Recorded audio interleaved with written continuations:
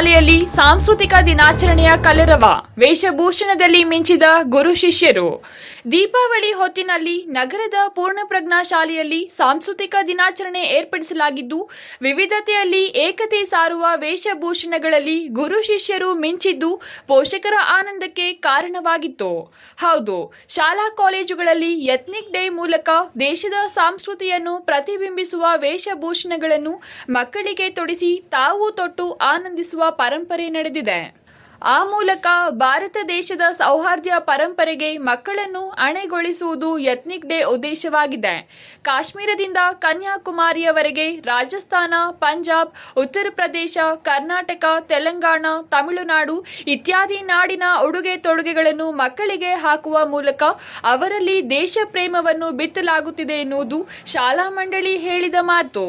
ಈ ಬಗ್ಗೆ ಮಾಧ್ಯಮಗಳೊಂದಿಗೆ ಮಾತನಾಡಿದ ಸಂಸ್ಥಾಪಕ ಕಾರ್ಯದರ್ಶಿ ಶೈಲಜಾ ವೆಂಕಟೇಶ್, ದೀಪಾವಳಿ ಬೆಳಕಿನ ಹಬ್ಬವಾದರೆ ಎಥ್ನಿಕ್ ಡೇ ದೇಶದ ಸೌಹಾರ್ದ ಪರಂಪರೆ ಸಾರುವ ಹಬ್ಬವಾಗಿದೆ.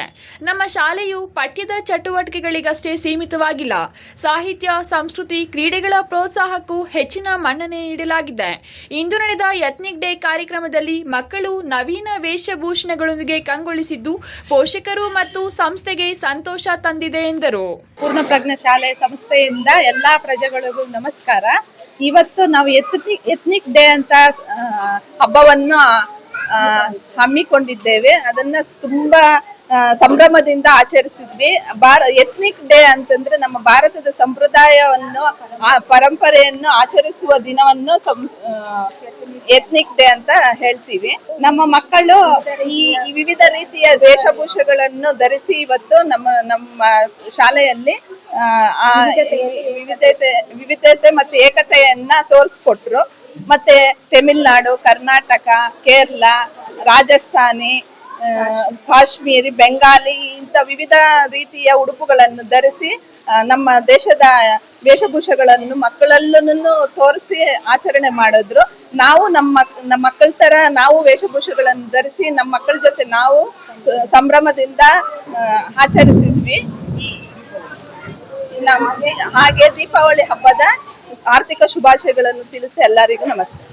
ಶಾಲೆಯ ಪ್ರಾಂಶುಪಾಲೆ ರಾಧಿಕಾ ಮಾತನಾಡಿ, ಮಕ್ಕಳಲ್ಲಿ ಶಿಕ್ಷಣದ ಜೊತೆಗೆ ಸರ್ವತೋಮುಖ ಬೆಳವಣಿಗೆ ಆಗಬೇಕಾದರೆ ದೇಶದ ಭಾಷೆ, ಸಾಹಿತ್ಯ, ಸಂಸ್ಕೃತಿ, ಆಹಾರ ಕೊಡುಗೆಗಳ ಪರಿಚಯ ಮಾಡಬೇಕಾಗಿದೆ. ಈ ನಿಟ್ಟಿನಲ್ಲಿ ನಮ್ಮ ಶಾಲೆಯಲ್ಲಿ ಹಮ್ಮಿಕೊಳ್ಳಲಾಗಿದ್ದ ಎಥ್ನಿಕ್ ಡೇ ಅತ್ಯಂತ ಯಶಸ್ವಿಯಾಗಿ ಮುಗಿದಿದೆ ಎಂದರು. ನಮಸ್ಕಾರ, ನಾನು ಪೂರ್ಣಪ್ರಜ್ಞಾ ಶಾಲೆ ವತಿಯಿಂದ ಮಾತನಾಡುತ್ತಿದ್ದೇನೆ. ನನ್ನ ಹೆಸರು ರಾಧಿಕಾ.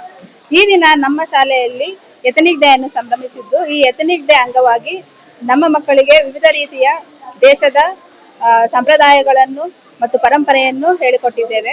ನಮ್ಮ ಮಕ್ಕಳು ವಿವಿಧ ರೀತಿಯ ಉಡುಗೆ ತೊಡುಗೆಗಳನ್ನು ಹಾಕಿಕೊಂಡು ಬಂದು ಅವರು ಮಹಾರಾಷ್ಟ್ರ, ರಾಜಸ್ಥಾನಿ, ಕಾಶ್ಮೀರಿ, ವೆಸ್ಟ್ ಬೆಂಗಾಲ್, ಕರ್ನಾಟಕ, ಆಂಧ್ರ ಪ್ರದೇಶ್ ಹೀಗೆ ವಿವಿಧ ಬಗೆಯ ವೇಷಭೂಷಣಗಳನ್ನು ಹಾಕಿಕೊಂಡು ಬಂದು ಅದರ ಒಂದು ಪರಂಪರೆಯನ್ನು, ನಾಗರಿಕತೆಯನ್ನು ಪ್ರತಿಬಿಂಬಿಸಿದ್ದಾರೆ.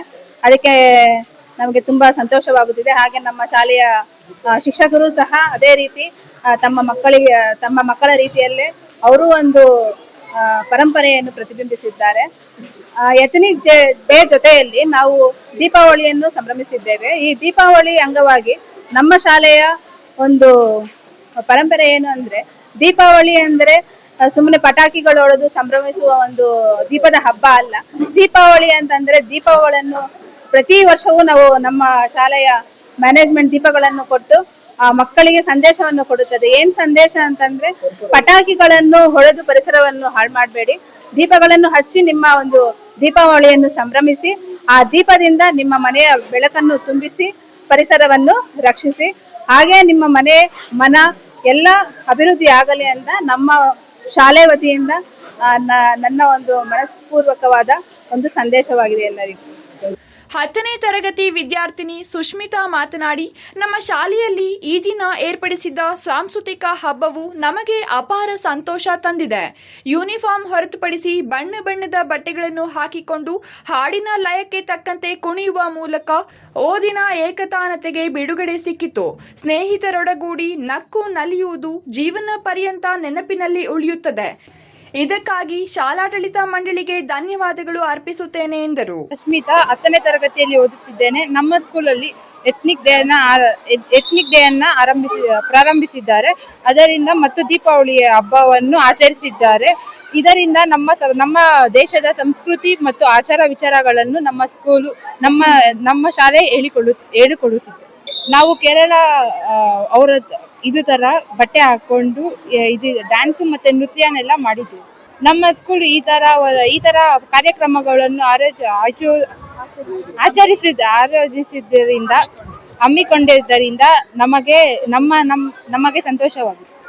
I am Moksha from grade 10 studying in Purna Pragna Educational Institution. Today in our school our management has organized ethnic day. So in this ethnic day every student has from each class have represented different states and uplifting the states of our country. So everyone enjoyed a lot and everyone is dressed according to the states given to them, and this ethnic day was organized by our school management. Thank you. Jangalahalli Ashwath, Power News 1, Chikkaballapur.